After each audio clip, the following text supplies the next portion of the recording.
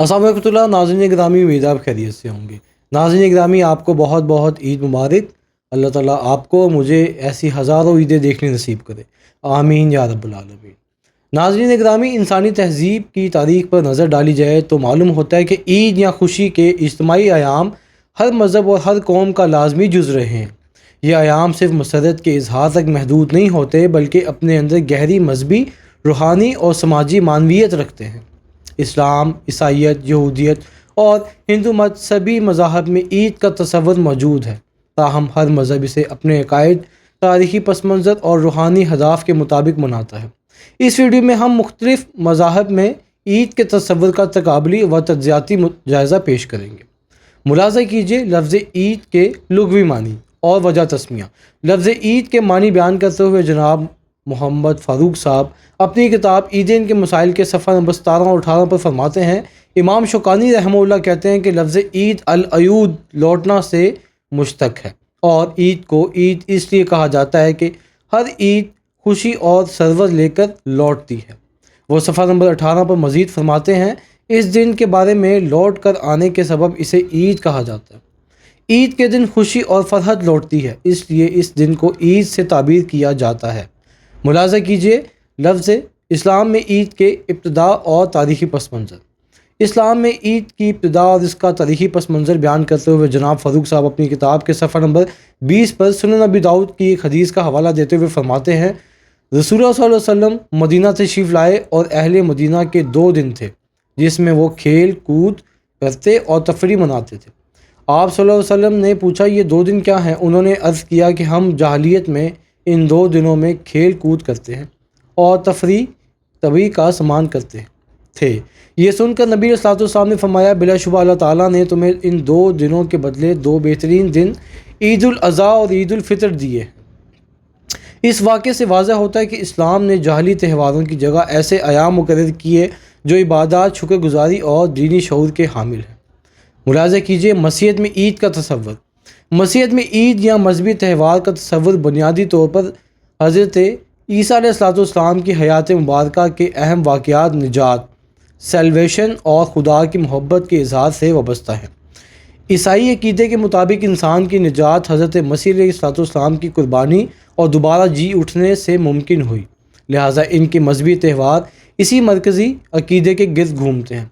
मसीहत की सबसे अहम ईद क्रिसमस है, जो हज़रत ईसा अलैहिस्सलाम की विलादत की याद में 25 दिसंबर को मनाई जाती है।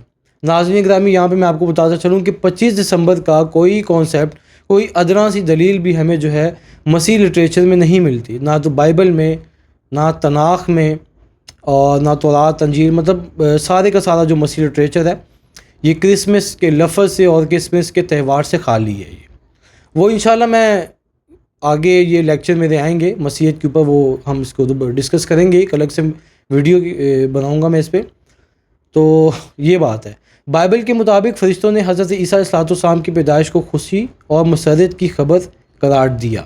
मुलाज़ा कीजिए इंजील लूका 2:10, लेकिन फ़रिश्ते ने इनसे कहा कि डर मत, क्योंकि मैं तुम्हें बड़ी खुशखबरी सुनाता हूँ जो सारी उम्मत के लिए होगी। इस तरह ईस्टर मसीहत की सबसे अहम और मरकज़ी ईद है, जो हज़रत ईसा अलैहिस्सलाम के मसलूब होने के बाद दोबारा ज़िंदा होने की याद में मनाई जाती है। बाइबल के मुताबिक वो यहाँ नहीं है बल्कि जी उठा है। मुलाज़ा कीजिए इंजील लूका 24:6। मसीहत में ईद का तसव्वुर बुनियादी तौर पर निजात, सैल्वेशन के अक़ीदे के गिर्द घूमता है, जबकि इस्लाम में ईद इबादत के बाद शुक्र का मज़हर है। मुलाज़ा कीजिए यहूदियत में ईद का तसव्वुर। यहूदियत में मजहबी त्यौहार नहायत ही अहम हैसियत रखते हैं और इनका बुनियादी मकसद बनी इसराइल की तारीख़, खुदा के अहकाम और इसके साथ किए गए अहद की याद ताज़ा करना है। यह त्यौहार महज खुशी के मौका नहीं बल्कि इबादत, तौबा, शुक्रगुज़ारी और तारीख़ी शऊर का मज़हर है। यहूदी मज़हब की अहम ईदों में से पास ओवर नुमाया है, जो हज़रत मूसा अलैहिस्सलाम की क़यादत में बनी इसराइल के मिस्र से निजात की याद में मनाई जाती है। मुलाज़ा कीजिए ख़ुरूज 12:14, वो दिन तुम्हारे लिए यादगार होगा, तुम और तुम्हारे आने वाली नस्लें इसे एक दायमी मजहबी फरीज़ा समझकर खुदावन की ईद के तौर पर मनाना। इसी तरह यौम कपूर यहूदियत का मुक़द्दस तरीन दिन है, जो तौबा, रोज़ा और गुनाहों की माफ़ी के लिए मखसूस है। इस दिन یہودی اپنے اعمال کا محاسبہ کرتے اور خدا سے معافی طلب کرتے، اور تمہارے لیے ایک دائمی مذہبی فریضہ ہوگا کہ تم 7ویں مہینے کی 10ویں تاریخ کو خود انکاری کرنا، اور کوئی بھی، خواہ وہ دیسی ہو یا پردیسی، جو تمہارے درمیان رہتا ہو، کسی طرح کا کام نہ کرے۔ اخبار باب 16 فقرہ نمبر 29 تا 30۔ یوں یہودیت میں عید کا تصور بنیادی طور پر تاریخی واقعات کی یاد، شریعت کی پابندی اور خدا کے ساتھ تعلق کی تجدید پر مبنی ہے۔ یہ تہوار اجتماعی عبادات، خاندانی اجتماعات اور مذہبی رسومات کے ذریعے منائے جاتے ہیں جو یہودی قوم کی مذہبی و قومی شناخت کو مضبوط کرتے ہیں۔ ملاحظہ کیجیے ہندو مت میں عید کا تصور۔ ہندو مت میں مذہبی تہوار کا تصور بظاہر خوشی، رنگ اور روشنی سے بھرپور نظر آتا ہے، لیکن اگر اس کا گہرا جائزہ لیا جائے تو یہ تہوار ایک ایسے مذہبی نظام کی عکاسی کرتے ہیں جو متعدد دیوی دیوتاؤں، عصری روایت اور غیر توحیدی عقائد پر قائم ہے۔ ہندو مت کی نمایاں تہواروں میں دیوالی شامل ہے، جسے روشنیوں کا تہوار کہا جاتا ہے۔ اسے نیکی کی بدی پر فتح کی علامت قرار دیا جاتا ہے، مگر اسلامی نقطہ نظر سے دیکھا جائے تو یہ تصور واضح الہامی بنیاد کی بجائے دیومالائی روایت پر مبنی معلوم ہوتا ہے۔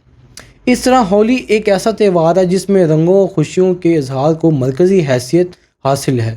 اگرچہ اسے محبت اور میل جول کی علامت کہا جاتا ہے، لیکن اس میں مذہبی عبادت کی بجائے زیادہ تر رسم و رواج اور ثقافتی عناصر غالب نظر آتے ہیں۔ مزید، ہندو مت کے اکثر تہوار مختلف دیوی دیوتاؤں کی خوشنودی سے وابستہ ہوتے ہیں، جو اسلامی عقائد و توحید سے سرہند مختلف اور متصادم ہیں۔ اسلام جہاں ایک اللہ کی عبادت، اس کے احکام کی پیروی کو اصل قرار دیتا ہے، وہیں ہندو مت میں عبادات کا نظام کثرت معبود پر قائم دکھائی دیتا ہے۔ یوں کہا جا سکتا ہے کہ ہندو مت میں عید یا تہوار کا تصور بنیادی طور پر ثقافتی روایتی دیوی دیوتاؤں کی عقیدت اور سماجی خوشیوں کے اظہار پر مبنی ہے، جبکہ اسلام میں عید کا تعلق خالصتاً عبادت، توحید، اللہ کی اطاعت کے بعد شکر گزاری سے ہے۔ یہ تمام مذاہب اس بات پر متفق ہیں کہ عید صرف خوشی کا نام نہیں بلکہ انسان اور خدا کے تعلق کو مضبوط کرنے کا ذریعہ ہے۔ اپنا بہت سارا خیال رکھیں۔ اگلی ویڈیو تک کے لیے اللہ حافظ۔